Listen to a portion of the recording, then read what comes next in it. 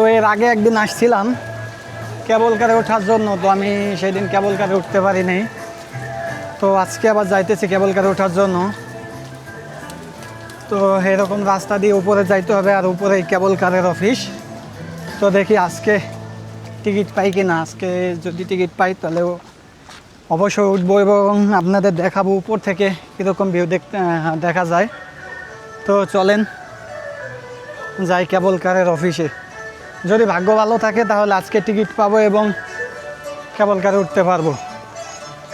বৃষ্টি বৃষ্টি তাকান যায় না, এত বৃষ্টি। অনেক দিন পরে 2 দিন ছুটি পাইছি, ভাবছি অনেক জায়গা ঘুরবো, অনেক জায়গা দেখবো। কালকে সকাল থেকে বৃষ্টি শুরু হয়েছে, সামনে দিয়ে মনোরেল যাইতেছে।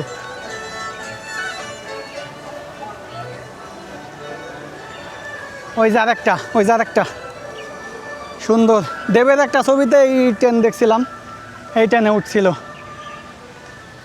হ্যাঁ, তো এরকম বৃষ্টির মধ্যে ভিজে ভিজে যাইতেছি, কারণ সময় নাই হাতে, সময় একদমই কম।